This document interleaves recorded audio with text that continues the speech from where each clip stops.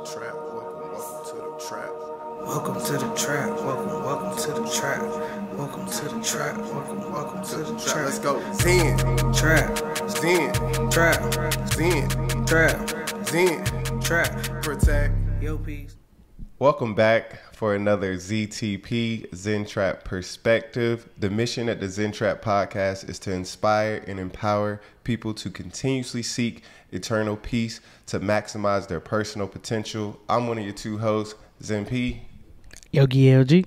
Yogi LG, why don't you tell them what we got? We got a book review today. Why don't you tell them what book we're reviewing? All right, so we are reviewing a book by I think it's a Vietnamese person. Monk, I think. Monk. It's called The Miracle of Mindfulness by Thich Nhat Hanh. Thich Nhat Hanh. Thich Nhat Hanh. It's all about meditation and being mindful, practicing mindfulness. I thought I found some bars in this joint. Okay. So tell me what would be your general explanation of the book? Like you just explaining it to somebody. I ain't gonna lie, this book tough.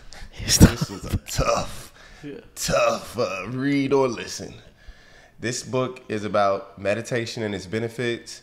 It has some guided type of meditations that you could use, how to meditate, your posture for meditating. So it's all about meditation. I know we talk a lot about you can meditate however you want. This book just talks about one specific way of meditating and talks a lot about following the breath. So long story short, this book is all about meditation. Why I was saying it's so tough is I would not recommend this book as a first starter book for anybody coming into self-help, or if they're first thinking about meditating. This is not the book that I would use. This is advanced levels. This is I ain't even gonna lie. It's advanced levels. Advanced. I had to re-listen to some stuff. It's a lot of repetition. The lot of audio book I repetition. listened to was very monotone. This was a tough one. I'm not gonna lie. But how would you explain it? Ultimately, I think it gives you ways to kind of go through meditation. Talking about when to do certain type of meditations, like, hey, if you doing it while you listening to music, or if you doing it while you laying down or sitting down, or you grieving, or like, it gives you a lot of different things to look at, but it has some little stories in there, some little pieces of like, oh, okay, I can remember that concept because I remember that little story. So it's all about mindfulness to me. What was your favorite one then? Your favorite area? Oh, my favorite probably story was probably the tangerine. So he talks about his friend, like they were supposed to split the tangerine, and he was like, he's just like breaking them off little pieces and just popping it in his mouth. He's oblivious to what he's actually doing. He's not even really eating the tangerine. He's just doing the motion. And that whole thing right there just kind of brought me into the perspective of this book is going to be about being present. Wasn't like the first story like washing dishes? Yeah, it was washing dishes right before that. Okay. Yeah, I like the washing dishes too, but the tangerine just stuck with me because I've caught myself. You know how you shake some Skittles and just be popping them hoes. You're not really even eating. You just. What you mean? What you mean? Every meal for me. What you mean? Everybody asks me something. I'm inhaling. Can you taste the food? Yeah. Yeah, I mean, I think so. I can understand about mindful eating. So, you know somebody who used to mindfully eat? Wait, like Who? I thought you was about to say it. Nah. Who you think I would say? Somebody from college that would mindfully eat. I thought it was annoying because it's so slow. But it's so slow they at their own speed. They at like a Paul Pierce type of speed, if I had to explain it. Slaughter. Slaughter? Oh, good guess. Okay. Really? This boy would go to breakfast. He would cut stuff up into bite-sized pieces, season the piece he's about to eat, so like a little pepper on that piece. Each one's like a little peppery bite. He said, literally, I've never seen a person savor and enjoy their meal, take their time. Wow. Prepare for a day like he would. Like, prepare for a day. Clothes put out, iron, clothes on, going to breakfast. I got enough time to sit down, get exactly all the things I need. Now I'm down, cutting these sheets. God, man, you know me, I'm just sitting down. Just tearing it up. Yeah. Hey. So he really would do that. Like, I'm probably 32 bites, probably. Choose and all that. Yeah.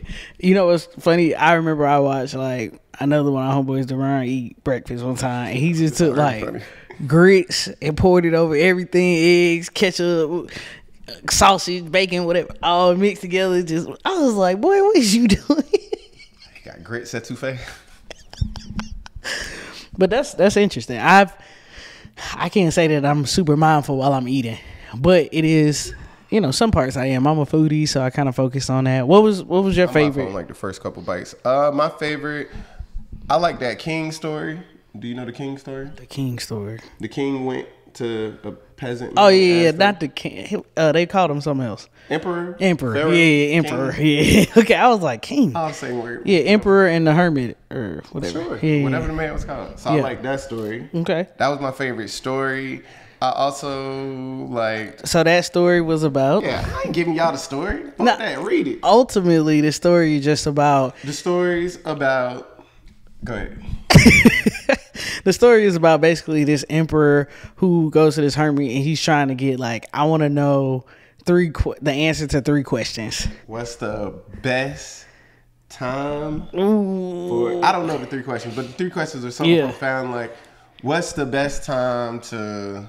How do you it's almost like, how do you prepare for every situation? How do you prepare for every situation? That's basically what's the best time to prepare, and it's broken down into like 3 questions. Yes. He couldn't get a good answer from any of the people in his court, so he went out to this wise man. They say is amongst the impoverished people. Yeah. So he went and worked with this man and found the answer he was looking for.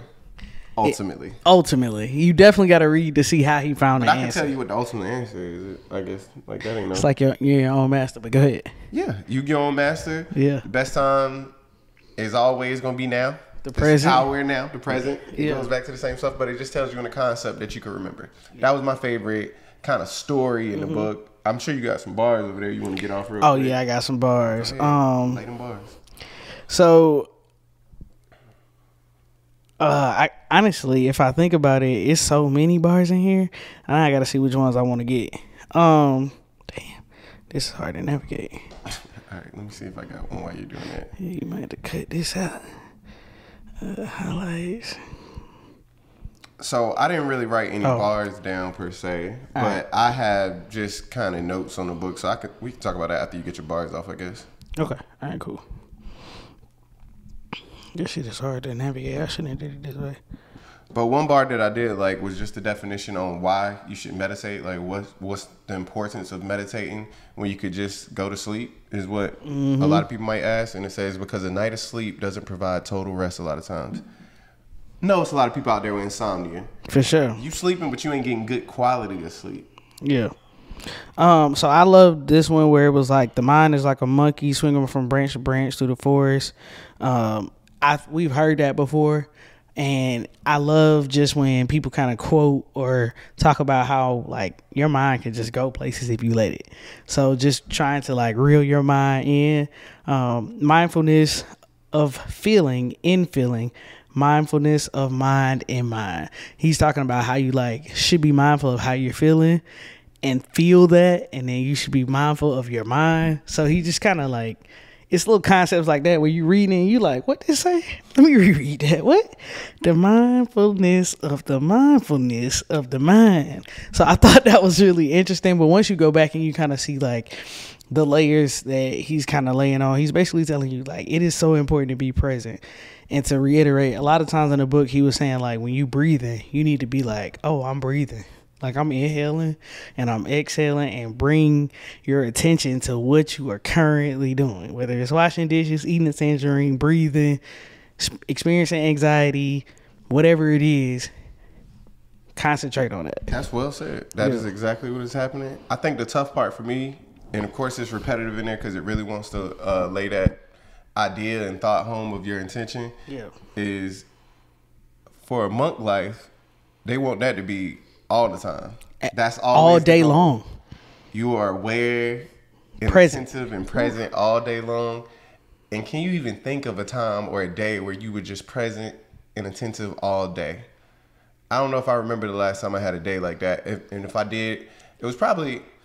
I was probably young. No, I wasn't young for sure. I just... When we did the spiritual awakening trip, whatever, I was definitely present. Yeah. I would say why I said when I was young, but I just don't remember those days. Like it's been days that I have been like intentional about my entire day. Yeah, and done. So that's why I say that. I guess when I say young, I kind of you thinking about play or something? Like you just was present and I'm just like I'm not focused on like the future. I'm not dwelling on the past. I'm You just ain't had living a birthday it. like that? Huh? You ain't had a birthday like that? Between you being young to 32?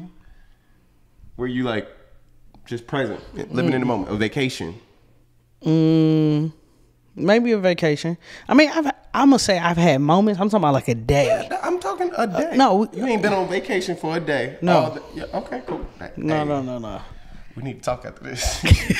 I mean, This is serious. I can say that there are like time periods during that day, extended period of times. I'm not talking moments. You're not talking about moments. Yeah, so explain your moments. I'm not talking moments. A day. We gotta. Why? Right. Why? And I can understand why. Yeah, You won't, maybe you don't want to say it on here. Hey, slide over a little bit. Let's make sure you really get discouraged. Yeah. All right. Cool. Yeah. No, you good. All right. If I had to guess, when you go on vacations, you have been put into this position where you are seen as the planner and the one who has the answers to what shall be happening on this vacation. Even if it's flexible or something, when things even go awry or still on schedule, everybody has to continue to check in with you because you present yourself, whether you choose to or not, present yourself as the leader of the trip. You give off those vibes and energy. So I almost agree with everything except that part. present myself as. Why don't you agree with that? Because I said it's not. Maybe it's not intentional. Yeah, I agree, but I'm still like, if I'm sometimes I'm intentionally trying not to do that. So that's why I'm saying. Yeah, I agree with that. Okay, so if you can agree with that, then we cool. All right, cool. Cool. Yeah. Is that why you think you don't? Probably for vacation, yeah. Now there are days where I would probably say like time where I spent alone, like alone time. A lot of that I can be present when I'm alone. But Interesting. But when I'm with people, it's hard for me to. You can be present in present with those people. Yeah, but I'm also like very vulnerable moment here. I'm also like thinking about the future, kind of worrying about the past in some of those moments. I'm not able to be fully here and relinquish all ties to what's going to happen next and what happened before. I'm constantly like analyzing shit, considering like, oh, when's the last time I interacted with this person? How did they feel about that interaction? Like I'm doing all this shit in my head that ain't helpful and it's not allowing me to be present. I recognize it's not helpful. Thank you for that Yeah. vulnerability. Yes. Wow. Yeah. So if I have been even close to present for a full day, it's probably when I was alone. You don't have to wait for vacation or it don't have for to sure. be, I'm saying you could have a day where, hey, even at work I'm present. I'm living. I would love. I think you should try that out. You know what? Not probably. I will. Cool. I will. And especially on a weekend day when especially when you have something excited, like you got an event planned or bar hopping or something. That's a nice. A lot of times day. when I'm cooking, I'm present. Cool. I'm locked in there. I just don't want it to be moments. You can it should be a day. I ain't saying it should be. I just want you to experience it and see what you think. Just do a day. Like, oh, that was just too mentally draining. Like I was drained the whole day. Or even if you do get drained, you got to think about it like lifting weights. It's like if I go lift weights the first day and I'll be like, oh, no, that shit was hard. I ain't going back. Yeah. I'm tired. Or if I go try and run a mile and I'm like, ain't for me. That hurt. I think you should try and get a couple days in. Yeah. Like little mental. And then you start stringing days together. I got you. I think you would be surprised too when you do it. It's like the tiredness somewhat goes away. You just get to be able to do it for longer stretches. Yeah. You know what I mean? Yeah. As if anything else. At first it's like, I don't ever want to do that again. Like this is too much. Too much focus. Too much focus. Yeah. Focus on everything and nothing at once. Yeah. I got another bar. Attachment to the false view of self means belief in the presence of unchanging entities which exist on their own. To break through this false view is to be liberated from every sort of fear, pain, and anxiety. Which I would love to say that again and break it down into what that means. I was about to ask you to, so please volunteer. To me, the biggest part is talking about to break through that false view is to literally like relinquish when we talk about like every sort of fear, pain, and anxiety. To me, that basically is talking about that present, or being present and not worrying about the future and not worrying about the past. You have to relinquish, because the past is just like fear that you're going to repeat the same thing. And if in the future, it's like anxiety of what's going to happen. When you relinquish all of that, you can be present. But to me, that also is dealing in that false sense of who you are, because you worried about that person who is not anymore and the person that you're going to be in 20 minutes, which you can't worry about either of those. You just got to be who you are and understand where you at right now. That's how I take it. Good. I think it related to what you said earlier too. Not ignoring that you are having those feelings, accepting it, and moving on to the next moment. Yep. Yes, I am feeling a little anxious. Maybe I'm a little excited as well, but I'm going to refocus on what's going on around me. And going back into using and activating your senses. What's happening right now? Yes, I'm having some anxious thoughts. My feet are on the ground. I'm minding my breath. I am having a conversation with someone, just saying things that are actually happening. Yeah. And that might calm you down and get you back in the presence of whatever you want to think about. Okay, yes, I had a moment. I'm back tapped in. Yeah. Another bar I had was just about meditation in general, because that's the topic of the month. We definitely want to, that's a big part of why we read in this specific book. Meditation is not evasion. It is a serene encounter with reality. Love that. I love those words. Love it. I was like, my ooh. little phrase on my phone now is serene, equable, and I forget my other E. Equable and even keel. That's what it is. That's the type of person I would like to say it again. Identify. C is the acronym. Serene, equable, and even keel is the type of energy I like to try and give off. Okay, cool. They does talk about, for beginners, recommending like certain concepts. So it says, I recommend the method of pure recognition without judgment, which to me is just talking about recognizing that something happens and don't like judge that thought. Like, you are not there. And P says it all the time. You're not here to judge your thoughts, to determine like, oh, that was a good thought, a bad thought. Oh, my mind went up. Like, let it fly by, let it pass by. It was what it was. Recognition with no judgment. And I'm not saying that it's easy to do. I know that it's difficult. Yes. I know all my life, we look at something and we say, should, shouldn't, good, bad, do, don't. All of that don't matter. And you taking the time to contemplate it is just going to get you back to the point. Eventually, you're going to graduate to the thought of it don't really matter. Yeah. What matters is, what are you trying to execute and what's keeping you from executing it? Good or bad, right or wrong, ain't in that equation. I'm trying to come across as a leader, a person who allows space for other people to feel comfortable to be vulnerable with me. Okay. If people don't feel that type of energy from me, maybe I need to have some conversations with those people who maybe haven't met me, or some of my close ones. Hey, do I give off this type of vibe? No, you don't. Oh, I try to. What makes me not? And you have to find trusted friends or even strangers, people that you trust their opinion on. Yeah. That you can ask them that, and they can point out maybe subtle things that you just don't know.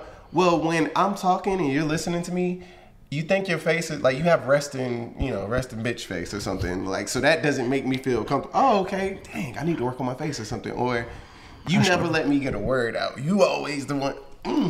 Always talking. So it's just little things that if you audit yourself and be real mindful about yourself, you can learn little things about what you're trying to accomplish. How are you trying to come across in the world, and how are people receiving you? And is that really happening, or are you just imagining? Like, you're not checking, you know what I mean? Yeah, you're not really doing no quality check to confirm. I'm with you. I got you. So what is something that you would take from this book and like share with your loved ones or like people that you care about, something, a nugget for them, and be like, hey, you should try this or whatever? I really like the meditation on impermanence. You're going to die. Oof, that was tough to read a little bit. It's tough to listen to. Okay. Yeah. The meditation in the book, they have one. My two favorites was one on compassion, because it helps with having empathy. And just side note before we get back into that, on the compassion one, when they said, think about someone you hate Mm-hmm. Did you have somebody in your head? Like, were you able to come up with somebody that you could say, this is somebody that I just truly don't enjoy? I'm gonna be honest with you. Yeah. I thought of a person. No. Yeah. I thought of a person, and I was like, I don't even know him right now. Like, I hated him when I knew him. I haven't seen him in 10 years. Like, why would I still hate that person? So I couldn't think of nobody that I like presently hate. Cool. I couldn't think of anybody. I just don't. Yeah. I had to even think of somebody maybe I dislike or something. So that helped. That made me feel good at least. Like, I don't hate nobody. Don't hate nobody. Yeah. But I had to even try and still think of somebody I can put in that position. But I still thought that compassion one, and just for people listening, if you listen to the book or if you read the book, there's compassion meditation that helps put you in the shoes of somebody else. It's one thing to say, like, I can think about that person's perspective, but when you take the time to actually sit with it, really think how this person receives things, how was this person raised, how all of these different, where does that person grow up, like, really think how this person received that situation that you received differently, and see if you can empathize with it. I thought that was really good, and wishing not bad on the person, but wishing that person healing. That's something I see Charlamagne say a lot of time, and I'm sure he got that from somebody too. I'm not wishing you harm or wishing you get the karma you deserve. I'm wishing that you get healing from whatever's holding you back or having you unleash energy or project energy like that towards people. But back to the deaf one. The deaf one talks about meditating on remembering the time from your birth to whenever you'll die, and thinking about what was before that and what's going to be after that. And just coming to grips with, okay, every day thinking about you are not going to be here forever. So what are you going to do today? That's powerful. Ultimately, like, when you say stuff like that, it'd be like, shit, I be fucking off days. And people say it all the time. I be fucking off days. Deion Cole's best one. How many good summers you got left? Good summers. I think how many good summers you got? Endless. Manifesting it. I could die whenever, but I'm still going endless as well. Endless summers. I know it's not endless, but in my head, I got endless. I ain't even count. No cap. Ain't no count. In my head, my version of that saying would be to figure out what's most important to you right now. What if you only had 5 years to live? I wanted to think of a number that's 3 would be too soon, because I feel like you're going to make some reckless potential decisions with your money. Yeah. 10 is too far away for you to really truly care. You're going to end up just doing the same old stuff. But 5 just feels real. Like, if you move in every year with, I'm going to die in 5 years. You have some terminal illness. In 5 years on that day, you're going to die. That's how your planning is and how you live your life. What would you change? What would be your most priority for the day? How you going to approach it? How would you spend your time? Who would you be around? What would you do with your money? Like, live like that. Answer those questions. You think you can live like that? Like on a 5-year plan almost. Like, all right, I got to get this done in 5 years because I'm going to die. So at the end of this, it's the end of life. I need to get shit together. I think it's just a thought process. Like, I keep the 5 year as a moving. Yeah, I know you keep it moving. Oh, okay. I'm just saying. I mean, with that, I'm trying to live like that. Okay, cool. That's how I'm trying to live. Because that don't mean, if you know you're going to die in 5 years, that don't mean you'll never take a day off or you're not going to work. Or it's however you decide you would want to do it in 5. You know what I mean? I get you. So it's just putting the important stuff to the top and just trying to put stuff in perspective. If you know you only got 5 years to live, who would you talk to, friends and family wise? How are you prioritizing your day and your time? Wow. Yeah, that's true. I would say if I had to share something with my loved ones, it was a meditation in there. I forgot that was a question. It's good. About like pointing at yourself from outside of yourself, and I was like, oh, that's almost how I go to sleep. So I thought like that was a really good thing to talk about, kind of introspection, right? And just seeing yourself from outside of yourself and recognizing that, you know, you're a human being and just all the stuff. So I would recommend that area probably to my loved ones. I thought you were talking about introspective and saying how you would receive what you saying to somebody else. Like, how would you receive what you saying to certain people, like that kind of introspection?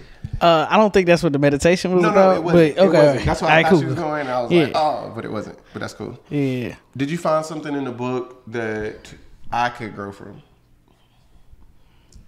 honestly, I found so much in the book that you say all the time. I was like, this is like, I'm just like hearing past voices in my mind. I guess all the types of meditations were just like interesting. I would probably recommend to you to just kind of do some. What app is that? Because I did not know you could do that. It's just on books and Apple Books. I need to look into that. That's nice that you can put your highlights in one section. Cool. Yeah, I didn't know it either. That's clutch. Yeah, for sure. I had highlighted a day of mindfulness, but you already be on that. So that was what I was gonna say. Is just like for us both to try to set aside. I can't remember the last time I've had a full day. Right. Well, we should try entirely. So, yes, instead of a moment, a full day of mindfulness. That would be great. For me, I would recommend the same. Like, the exact, like you need that expeditiously.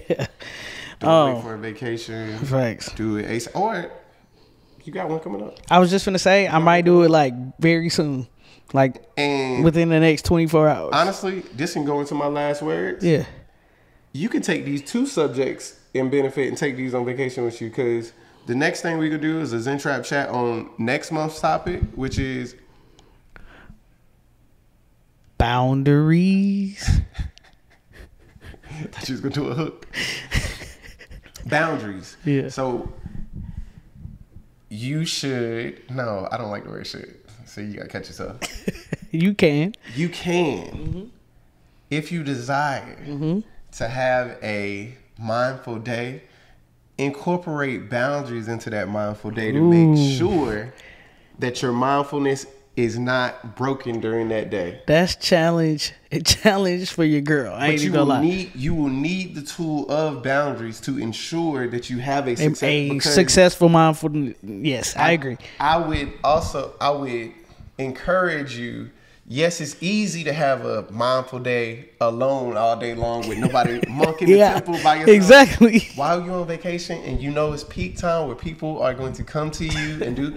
You should be prepared with, not should, you will be. You can be prepared with your boundary responses. Yep. Set my boundaries, set my intentions, and be mindful. And don't think it's one way. Oh, I know. There's multiple ways. No, I'm reiterating. I know you know. I'm reiterating what you know. It's multiple ways. It's multiple ways to ensure that you have your mindfulness day. So as I was saying, going into the vacation, you could have a little prep talk if you want it. Hey guys, I know in past vacations I'm usually the go-to. For this vacation, I'm trying to really do. I'm going to be on this type of vibe. Yeah. So if you see me doing this, or if you hear me responding this way, I'm just letting you know, and I hope you can support me in this journey.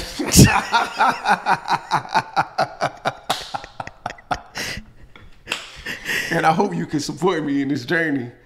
It sounds like something I would say. I'm just trying to make sure you say it. Say it in a very fulfilling, compassionate way that where people won't, like, they kind of can't respond. They can't say no. Fuck you. I would hope that your love and care for me as a person would supersede what you may want me to act like. I would hope that you understand that in filling my cup, that the overrunning of joy and stuff will fill in your cup. Benefit us in our cups.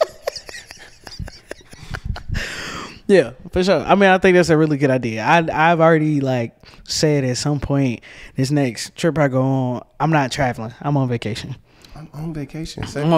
And so I already know I'm going on vacation. I ain't saying I don't want to see this country, but it's more important that I get some me time right now than anything. So I'll see it another time. It ain't going nowhere. I'm intentional and mindful today. You can't make me go nowhere. You can't make me drink something I don't want to drink. You can't make me do something I don't want to do.